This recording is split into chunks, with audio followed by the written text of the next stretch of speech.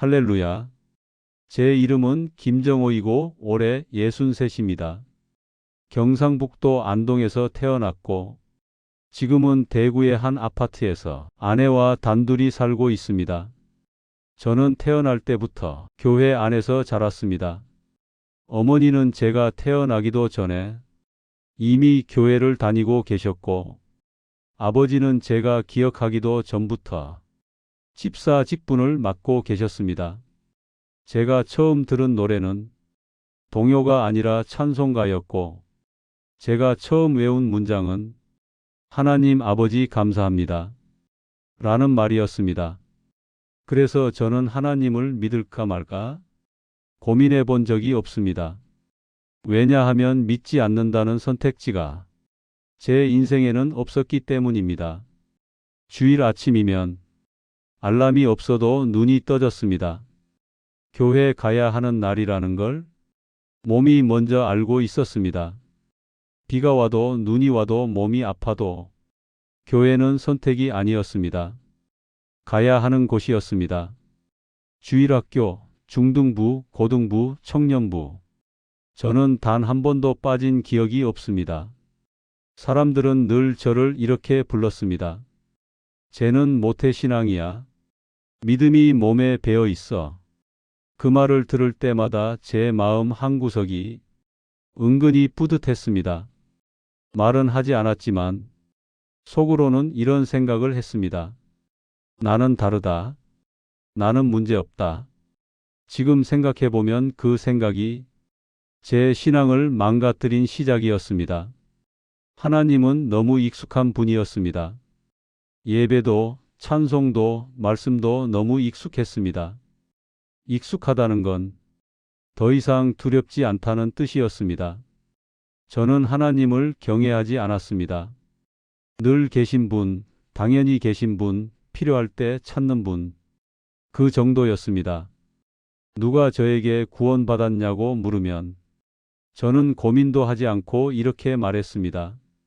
그럼요. 저는 모태신앙인데요. 세례도 받았고 입교도 했고 교회 봉사도 했고 주일 예배도 빠진 적이 없으니까요. 하지만 단 한 번도 이 질문을 제 자신에게 해본 적은 없었습니다.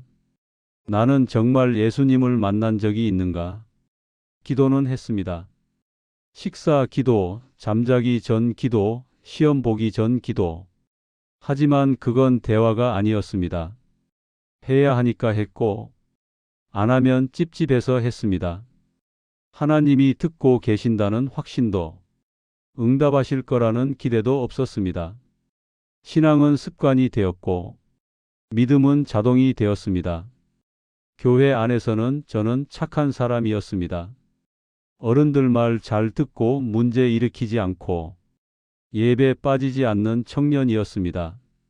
그런데 교회 문을 나서는 순간 저는 전혀 다른 사람이었습니다. 말은 거칠었고 성질은 급했고 사람을 쉽게 판단했습니다. 그런데도 양심의 가책은 없었습니다. 왜냐하면 나는 모태신앙이라는 이상한 면죄부가 있었기 때문입니다. 나는 원래 믿는 집안이고 하나님이 이해해 주실 거라고 막연히 생각했습니다. 지금 와서야 알게 되었습니다. 모태신앙은 저를 하나님께 데려다 준 것이 아니라 하나님을 너무 가볍게 여기게 만들었다는 것을. 그때의 저는 하나님을 사랑한 게 아니라 당연하게 여겼습니다. 두려워하지 않았고 붙잡지 않았고 매달리지 않았습니다. 그저 늘 계실 거라고 생각했을 뿐입니다. 이게 제 신앙의 가장 큰 착각이었습니다. 나는 이미 괜찮다고, 나는 이미 구원받았다고 스스로를 속이며 살고 있었습니다. 이 착각이 훗날 제 인생을 완전히 무너뜨릴 줄은 그때는 몰랐습니다.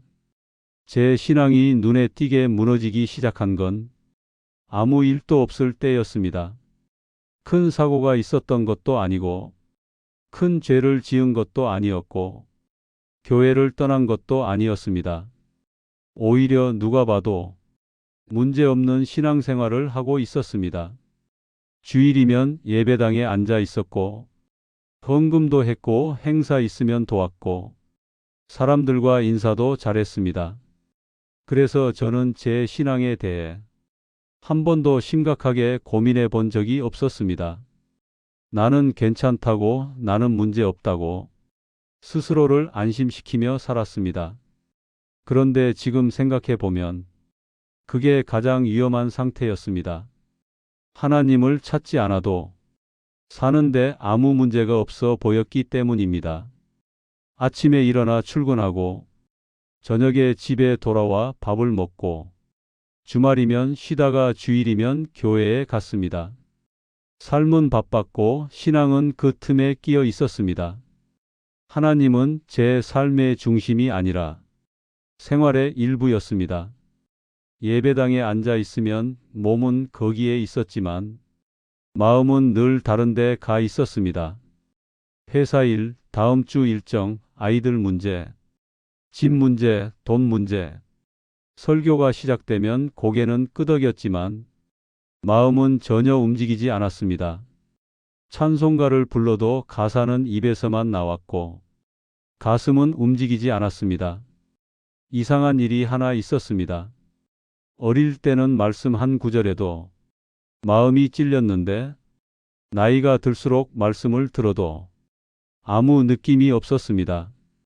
아, 저건 저런 사람들한테 하는 말이지. 나는 저 정도는 아니지. 말씀은 늘 남의 이야기였습니다. 저는 말씀 앞에서 자신을 돌아보지 않았습니다. 왜냐하면 이미 스스로에게 합격점을 주고 있었기 때문입니다. 나는 교회 다니고 있고, 나는 큰 문제 없고, 나는 남들보다 낫다. 이 생각이 제 신앙을 조용히 죽이고 있었습니다. 지금 와서 생각해 보면 제가 가장 오래 하지 않은 것이 회개였습니다. 큰 죄를 짓지 않았다는 이유로 돌이킬 필요가 없다고 생각했습니다. 하지만 그게 가장 큰 죄였습니다. 돌아설 필요가 없다고 느끼는 마음 자체가 이미 하나님과 멀어져 있다는 증거였기 때문입니다. 기도는 점점 짧아졌습니다. 어릴 때는 무슨 말을 해야 할지 몰라서 기도를 길게 했는데 나이가 들수록 기도는 점점 짧아졌습니다. 왜냐하면 하나님께 할 말이 없었기 때문입니다. 묻지 않았고 기대하지 않았고 매달리지 않았습니다. 기도는 형식이 되었고 의무가 되었고 습관이 되었습니다. 하나님은 도움이 필요할 때만 떠올리는 분이 되었습니다. 문제가 생기면 찾고 문제가 없으면 있는 분. 관계의 대상이 아니라 기능의 대상이었습니다. 삶의 중심이 아니라 주변에 계신 분이었습니다. 어느 날 문득 이런 생각이 들었습니다. 나는 정말 하나님을 믿고 있는 걸까? 아니면 그냥 교회를 다니고 있는 걸까? 이 질문이 마음에 떠오르자 이상하게도 두려웠습니다. 그래서 애써 생각하지 않으려 했습니다. 괜히 흔들릴까봐, 괜히 불편해질까봐 그 질문을 마음속에서 밀어냈습니다. 신앙의 공허함은 큰 소리를 내지 않습니다. 아주 조용히 서서히 아무도 모르게 찾아옵니다. 저는 그 공허함 속에서 오래 머물렀습니다. 교회는 다녔지만 하나님은 몰랐고, 말씀은 들었지만 가슴은 닫혀 있었고, 기도는 했지만 대화는 없었습니다. 그런데도 저는 여전히 스스로를 이렇게 생각했습니다. 나는 괜찮다. 나는 문제없다. 이 착각이 곧 제 인생을 완전히 흔들어 놓을 줄은 그때는 몰랐습니다. 신앙이 무너질 때 큰 사건이 먼저 오는 줄 알았습니다. 하지만 아니었습니다. 먼저 마음이 식었고, 먼저 하나님이 멀어졌고, 그 다음에 사건이 찾아왔습니다. 저는 그 순서를 나중에서야 알게 되었습니다. 이 조용한 상태가 곧 더 큰 무너짐의 시작이라는 것도 그때는 알지 못했습니다. 사람은 정말로 무너질 때가 되면 아무 소리도 나지 않습니다. 비명도 없고 울음도 없고 기도도 없습니다. 그저 속이 텅 빈 것 같은 이상한 느낌만 남습니다. 지금 생각해 보면 제 인생이 본격적으로 무너지기 시작한 시점은 40 중반쯤이었습니다. 아이들은 어느 정도 컸고 직장은 안정적이었고 주변에서는 다들 이렇게 말했습니다. 이제 좀 살만하시겠네요. 그 말이 제 마음을 조금씩 교만하게 만들었습니다. 그래서 저는 사업을 시작했습니다. 누가 시킨 것도 아니었고 정말 절박했던 것도 아니었습니다. 그저 이 정도면 할 수 있겠다는 근거 없는 자신감이 있었습니다. 처음 몇 달은 정말 잘 됐습니다. 계약이 이어졌고 돈이 돌았고 사람들이 저를 찾아왔습니다. 그때 사람들이 이런 말을 했습니다. 역시 믿음 있는 집안이라 다르네요. 하나님이 도와주시나 봐요. 그 말을 들을 때 제 입으로는 이렇게 말했습니다. 아닙니다. 다 하나님 은혜죠.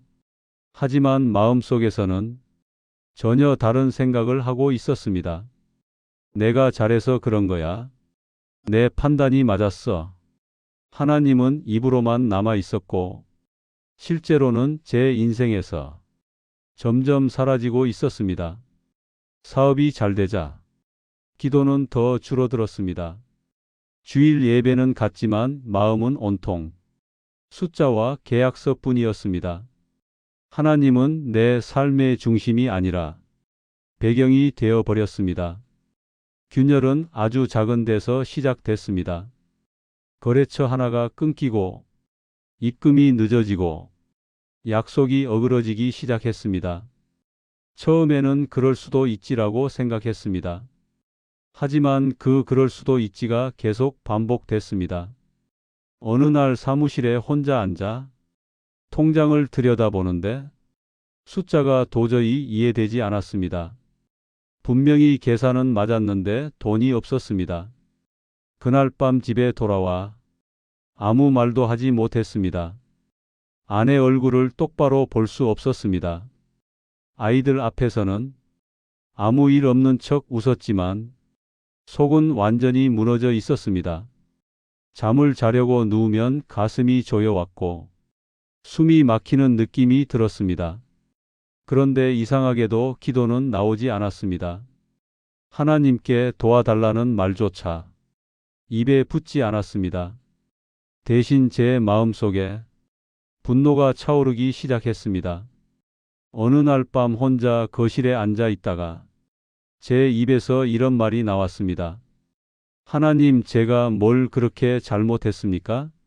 저 평생 교회 다녔습니다. 주일 빠진 적도 없습니다. 헌금도 했고 봉사도 했습니다. 그런데 왜 하필 저입니까? 지금 생각해 보면 그건 기도가 아니었습니다. 항의였고 원망이었고 고발이었습니다. 저는 하나님 앞에 자식이 아니라 피해자처럼 서 있었습니다. 사업이 무너지자 사람 만나는 게 점점 두려워졌습니다. 교회 사람들을 마주치는 것도 힘들어졌습니다. 어떻게 지내세요? 라는 말이 괜스레 칼처럼 느껴졌습니다. 그래서 점점 예배를 빠지기 시작했습니다. 하나님을 찾아야 할 때 오히려 하나님을 피했습니다. 왜냐하면 마주할 자신이 없었기 때문입니다. 그러던 어느 날 전화 한 통이 왔습니다. 아드님이 교통사고를 당하셨습니다. 그 말을 듣는 순간 다리가 풀렸습니다. 병원으로 달려가는 동안 아무 생각도 나지 않았습니다. 중환자실 문 앞에서 아들을 봤을 때 저는 그 자리에 주저앉았습니다. 그동안 참고 있던 모든 것이 한꺼번에 터져 나왔습니다. 그때 처음으로 이런 생각이 들었습니다. 하나님이 정말 계신가? 계신다면 왜 이러시는 건가? 그날 밤 병원 복도에서 제가 중얼거린 말은 이것이었습니다. 하나님 계시면 좀 나타나 보세요. 그 말은 믿음의 고백이 아니라 절망의 외침이었습니다. 그 순간 저는 깨달았습니다. 나는 한 번도 하나님을 진짜 믿어본 적이 없었다는 것을. 아무도 제 마음을 대신해 줄 수 없었습니다. 목사님도, 교회도, 가족도. 그 순간만큼은 아무 소용이 없었습니다. 그날 밤 저는 처음으로 울었습니다. 소리도 없이 눈물만 흘렸습니다.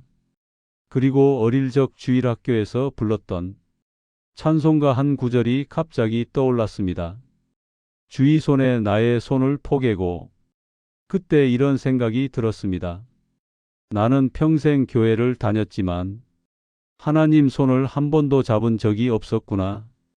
그날 밤은 제 인생에서 가장 길었던 밤이었습니다.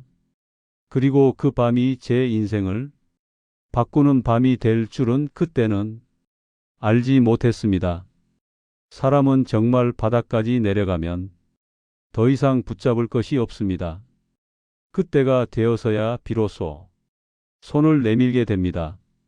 아들이 중환자실에 들어간 그날 밤이었습니다.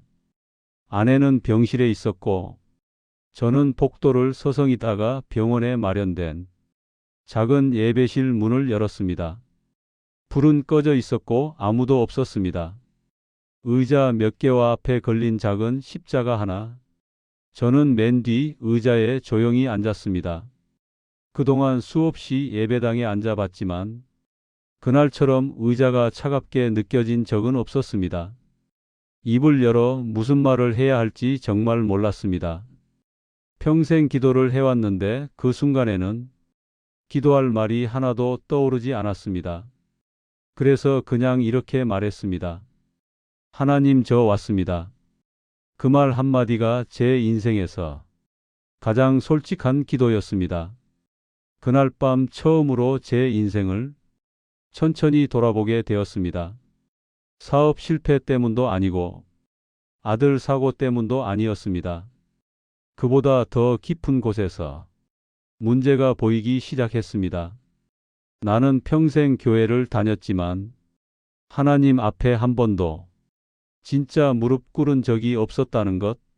나는 하나님을 믿었다고 말했지만 실제로는 내가 주인이었다는 것. 모태신앙이라는 이름 뒤에 교만이 숨어 있었고 안일함이 숨어 있었고 회개 없는 신앙이 숨어 있었습니다.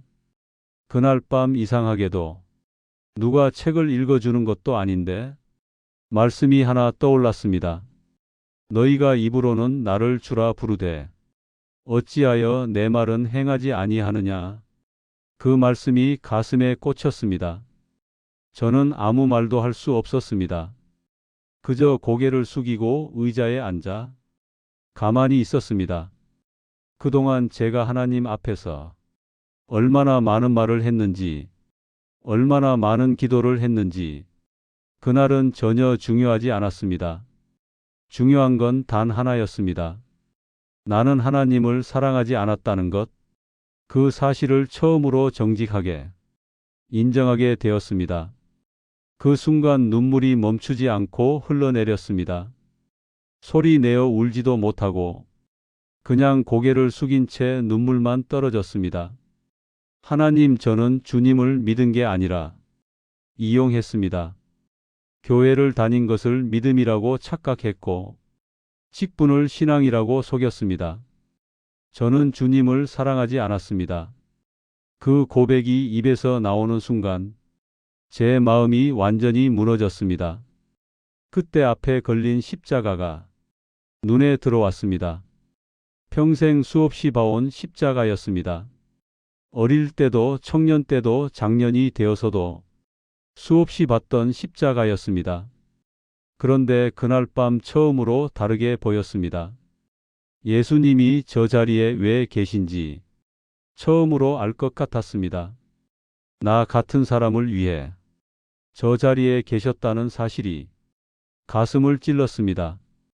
그 순간 제 마음속에 이런 말이 조용히 떠올랐습니다. 정호야, 너를 위해서다. 누가 말한 것도 아니었고 소리가 들린 것도 아니었습니다. 그런데 분명하게 느껴졌습니다. 그 순간 저는 완전히 무너졌습니다. 모태신앙, 교회 출석, 신앙 경력, 직분. 그 모든 것이 아무 의미가 없다는 걸 그제야 알았습니다. 구원은 경력이 아니라 은혜라는 걸 그날 밤 처음으로 알았습니다. 저는 의자에서 내려와 바닥에 무릎을 꿇었습니다. 그리고 처음으로 이렇게 기도했습니다. 예수님, 제가 주인 노릇하며 살았습니다. 제 인생의 주인이 저였고 하나님은 뒤에 계셨습니다. 이제 제 인생의 주인이 되어 주십시오. 그 기도는 길지도 않았고 유창하지도 않았습니다. 하지만 그 기도는 제 인생을 완전히 바꿨습니다. 그날 밤 예배실을 나와 복도를 걸어가는데 이상하게도 마음이 조용했습니다. 문제는 그대로 있었고 아들은 아직 중환자실에 있었지만 제 마음에는 이상한 평안이 있었습니다. 불안이 사라진 건 아니었지만 절망은 없었습니다. 다음 날 아침 아들 상태는 여전히 위중했습니다. 하지만 저는 그날 처음으로 하나님께 맡길 수 있었습니다. 결과가 아니라 과정을 주님께 맡길 수 있었습니다. 시간이 걸렸지만 아들은 조금씩 회복되었습니다. 의사도 기적에 가깝다고 말했습니다. 하지만 저는 알고 있었습니다. 진짜 기적은 아들이 아니라 저에게 일어났다는 것을. 그날 이후 제 신앙은 완전히 달라졌습니다. 예배는 의무가 아니라 만남이 되었고, 기도는 독백이 아니라 대화가 되었고, 말씀은 정보가 아니라 생명이 되었습니다. 저는 이제 모태신앙이라는 말을 쓰지 않습니다. 사람들이 묻습니다. 평생 교회 다니셨다면서요? 그럴 때 저는 이렇게 말합니다. 네, 그런데 예수님 넘어서 처음으로 예수님을 만났습니다. 늦었다고 생각하지 않습니다. 하나님께는 늦은 시간이 없다는 걸 이제는 알기 때문입니다. 모태신앙이 저를 구원하지 않았습니다. 교회 출석이 저를 살리지 않았습니다. 오직 예수님의 은혜만이 저를 다시 살렸습니다. 이 간증을 듣고 계신 분들 중에 혹시 저처럼 오래 교회 다녔지만 마음이 메말라 있다면 오늘이 다시 시작하는 날이 될 수 있습니다. 하나님은 지금도 기다리고 계십니다. 경력이 아니라 자격이 아니라 은혜로 부르고 계십니다. 저는 그 은혜로 다시 살고 있습니다. 저처럼 은혜로 살고 싶으신 분들은 댓글에 아멘으로 응답 부탁드립니다. 간증 끝까지 들어주셔서 감사합니다. 아멘.